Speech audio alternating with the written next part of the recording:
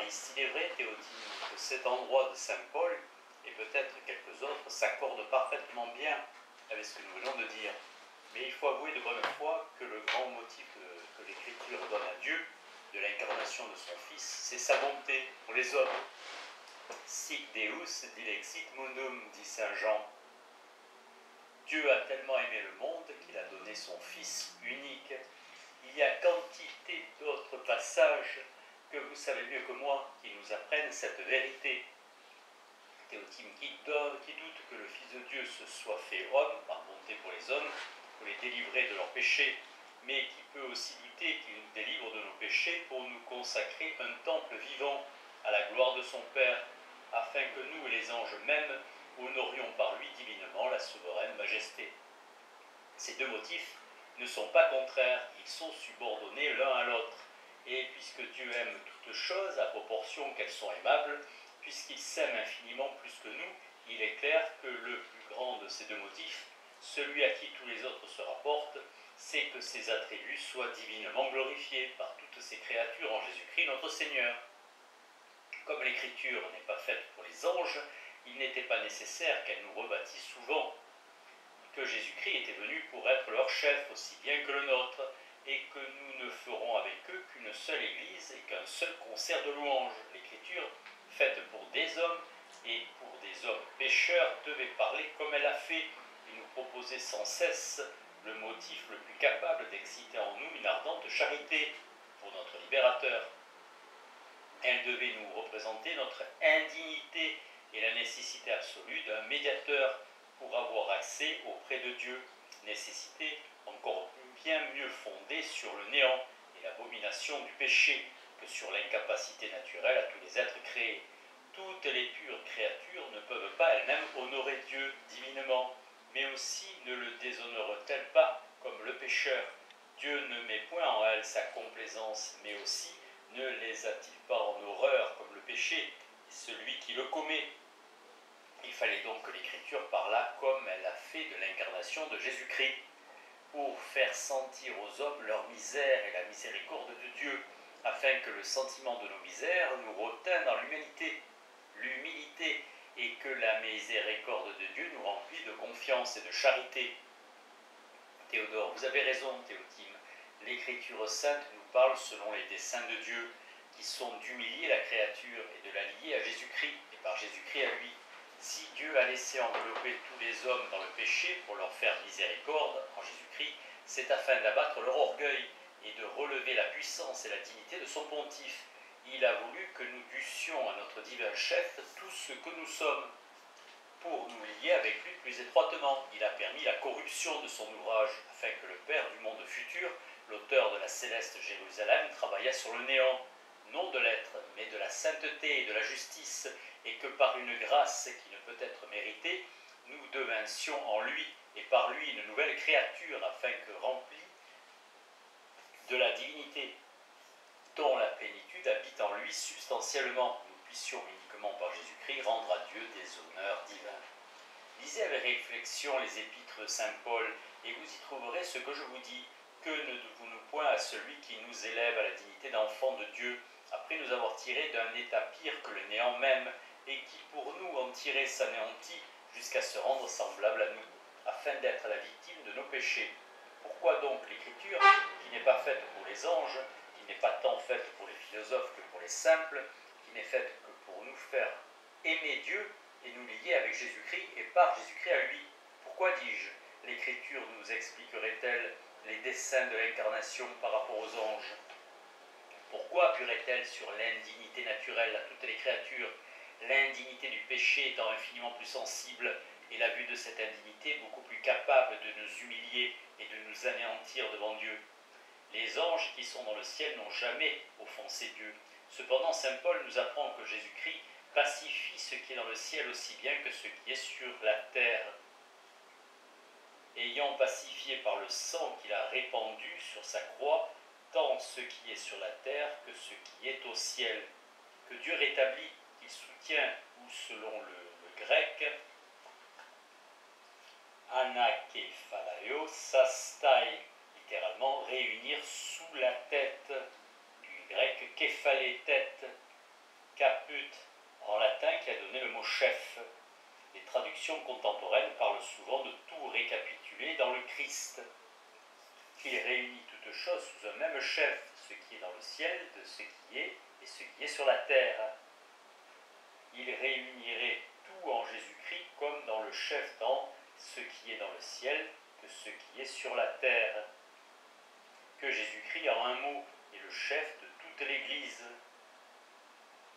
Il l'a donné pour chef à toute l'Église. Cela ne suffit-il pas pour nous faire comprendre que ce n'est que par Jésus-Christ que les anges même adorent Dieu divinement et qu'ils n'ont de société d'accès de rapport avec lui que par ce Fils bien-aimé, en qui le Père se plaît uniquement, par qui il se complaît parfaitement en lui-même. Mon bien-aimé dans lequel j'ai mis toute mon affection. Ariste, cela me paraît évident. Il n'y a point deux églises différentes, deux saintes Sion. Accessistis, dit saint Paul. Vous vous êtes approché de la montagne de Sion, de la ville du Dieu vivant, de la Jérusalem céleste, d'une troupe innombrable d'anges. Et puisque Dieu a établi Jésus-Christ sur toute l'Église, je crois que ce n'est que par lui que les anges même rendent à Dieu leur devoir et qu'ils en sont et ont toujours été reçus favorablement. Mais j'ai une difficulté à vous proposer contre le principe que vous avez établi d'abord. Vous nous avez dit, Théodore, que Dieu veut être adoré en esprit et en vérité, c'est-à-dire par des jugements et des mouvements de l'âme, et que notre culte et même nos bonnes œuvres tirent leur bonté morale des jugements qu'elles prononcent, lesquels jugements sont conformes aux attributs divins ou à l'ordre immuable des perfections divines. Vous m'entendez bien, mais je vous prie, pensez-vous que les simples y entendent tant de finesse? Pensez-vous qu'ils forment de ces jugements qui adorent Dieu en esprit et en vérité? Cependant, si le commun des hommes ne porte point des attributs ou des perfections divines, le jugement qu'ils en doivent porter, ils ne prononceront point ces jugements par leur action. Ainsi, ils ne feront point de bonnes œuvres. Ils n'adoreront point aussi en esprit et en vérité par leur foi en Jésus-Christ. S'ils ne savent bien qu'offrir le Fils au Père, c'est déclarer que la créature et que les pécheurs ne peuvent avoir directement de rapport à Dieu. Et c'est à quoi il me semble que beaucoup de chrétiens ne pensent point. Bons chrétiens toutefois, et que je ne crois pas que vous osiez condamner. Théodore, prenez bien garde, Ariste. Il n'est pas absolument nécessaire pour faire une bonne action de savoir distinctement qu'on prononce par elle un jugement qui honore les attributs divins ou qui soit conforme à l'ordre immuable des perfections que renferme l'essence divine. Mais afin que nos actions soient bonnes, il faut nécessairement qu'elles prononcent par elles-mêmes de tels jugements et que celui qui agit ait du moins confusément l'idée de l'ordre et qu'il aime, quoiqu'il ne sache pas trop ce que c'est. Je m'explique. Quand un homme fait l'aumône, il se peut faire qu'il ne pense point alors que Dieu est juste. Bien loin de porter ce jugement qu'il rend honneur par son aumône à la justice divine et qu'il se la rend favorable, il se peut faire qu'il ne pense point à la récompense. Il se peut faire aussi qu'il ne sache point que Dieu renferme en lui-même cet ordre immuable dont la beauté le frappe actuellement, ni que c'est la conformité qu'a son action avec cet ordre qui la rend essentiellement bonne et agréable à celui dont la loi inviolable n'est que ce même ordre. Cependant, il est vrai de dire que celui qui fait quelque aumône prononce par sa libéralité ce jugement, que Dieu est juste, et qui le prononce d'autant plus distinctement que le bien dont il se prive par sa charité lui serait plus nécessaire pour satisfaire ses passions, et que plus enfin il le prononce distinctement, il rend d'autant plus d'honneur à la justice divine, il l'engage d'autant plus à le récompenser, il acquiert devant Dieu de plus grands mérites. De même, quoiqu'il ne sache point précisément ce que c'est que l'ordre immuable, et que la bonté de son action consiste dans la conformité qu'elle a avec ce même ordre, il est vrai néanmoins qu'elle n'est et qu'elle ne peut être juste que par cette conformité. Depuis le péché, nos idées sont si confuses, et la loi naturelle est tellement éteinte que nous avons besoin d'une loi écrite pour nous apprendre sensiblement ce que nous devons faire ou ne faire pas. Comme la plupart des hommes ne rentrent point en eux-mêmes, ils n'entendent point cette voix intérieure qui leur crie « Non concupiscis » « Tu ne convoiteras pas ». Il a fallu que cette voix se prononçât au dehors et qu'elle entrât dans leur esprit par leur sens. Néanmoins, ils n'ont jamais pu effacer entièrement l'idée de l'ordre, cette idée générale qui répond à ces mots. il faut, on doit, il est juste deux. Car le moindre signe réveille cette idée ineffable, ineffaçable, dans les enfants même qui sont encore pendus à la mamelle. Sans cela, les hommes seraient tout à fait incorrigibles, ou plutôt absolument incapables de bien et de mal. Or, pourvu que l'on agisse par dépendance de cette idée confuse et générale de l'ordre, et que ce que l'on fait y soit d'ailleurs parfaitement conforme, il est certain que le mouvement du cœur est réglé, quoique l'esprit ne soit point fort éclairé. Il est vrai que c'est l'obéissance à l'autorité divine qui fait les fidèles et les gens de bien, mais comme Dieu ne peut commander que selon sa loi inviolable, l'ordre immuable que selon le jugement éternel et invariable qu'il porte de lui-même et des perfections qu'il renferme dans son essence, il est clair que toutes nos œuvres ne sont essentiellement bonnes que parce qu'elles expriment et qu'elles prononcent, pour ainsi dire, ce jugement. Venons maintenant à l'objection de ces bons chrétiens qui adorent Dieu dans la simplicité de leur foi. Il est évident que l'incarnation de Jésus-Christ prononce, pour ainsi dire, au dehors ce jugement que Dieu porte de lui-même, que rien de fini ne peut avoir de rapport à lui.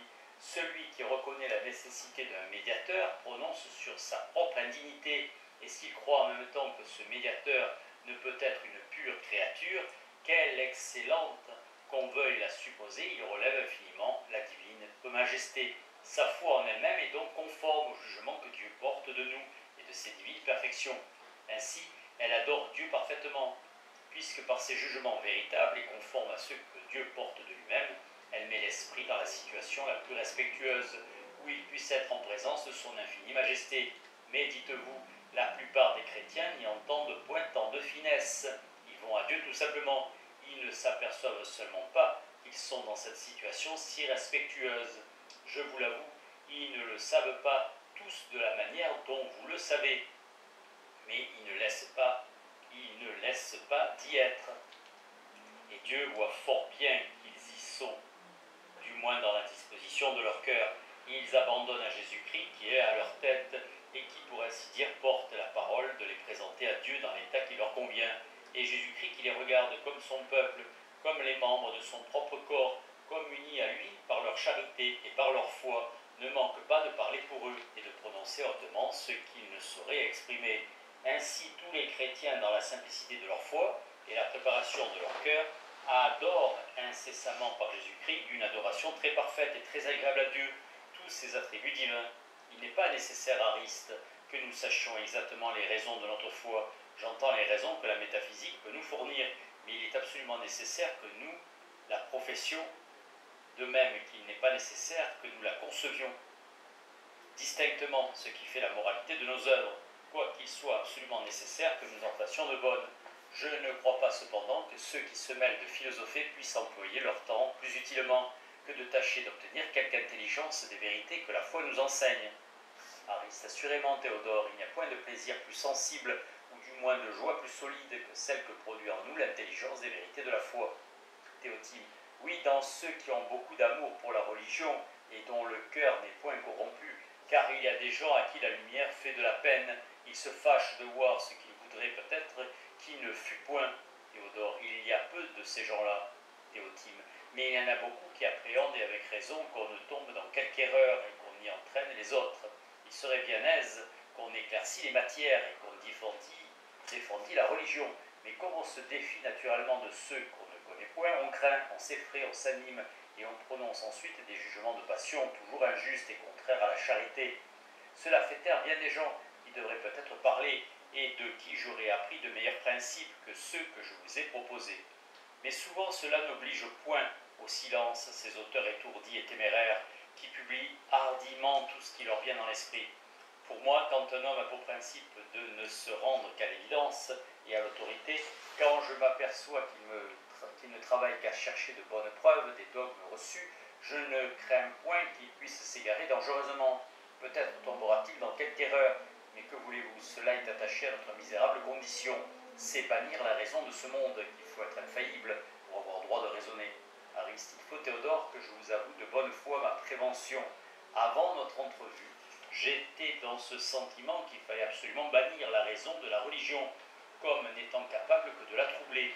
Mais je reconnais présentement que si nous l'abandonnions aux ennemis de la foi, nous serions bientôt poussés à bout et décriés comme des brutes. Celui qui a la raison de son côté a des armes bien puissantes pour se rendre maître des esprits. car enfin, nous sommes tous raisonnables, et essentiellement raisonnables, et de prétendre se dépouiller de sa raison comme on se décharge d'un habit de cérémonie, c'est se rendre ridicule, et tenter inutilement l'impossible. Ainsi, dans le temps que je décidais qu'il ne fallait jamais raisonner en théologie, je sentais bien que j'exigeais des théologiens ce qu'ils ne m'accorderaient jamais. Je comprends maintenant, Théodore, que je donnais dans un excès bien dangereux et qu'il ne faisait pas beaucoup d'honneur à notre sainte religion fondée par la souveraine raison qui s'est accommodée à nous afin de nous rendre plus raisonnables. Il vaut mieux s'en tenir au tempérament que vous avez pris, d'appuyer les dogmes sur l'autorité de l'Église et de chercher des preuves de ces dogmes dans les principes les plus simples et les plus clairs que la raison nous fournisse. Il faut ainsi faire servir la métaphysique à la religion, car de toutes les parties de la philosophie, il n'y en a guère que celle-ci, celle-là qui puisse lui être utile, et répandre sur les vérités de la foi cette lumière qui sert à rassurer l'esprit et à le mettre bien d'accord avec le cœur. Nous conserverons par ce moyen la qualité de raisonnable, nonobstant notre obéissance et notre soumission à l'autorité de l'Église.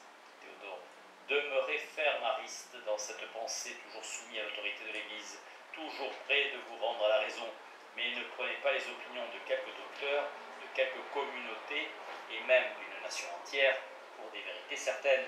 Ne les condamnez pas non plus trop légèrement à l'égard des sentiments des philosophes, ne vous y rendez jamais entièrement, que lorsque l'évidence vous y oblige et vous y force.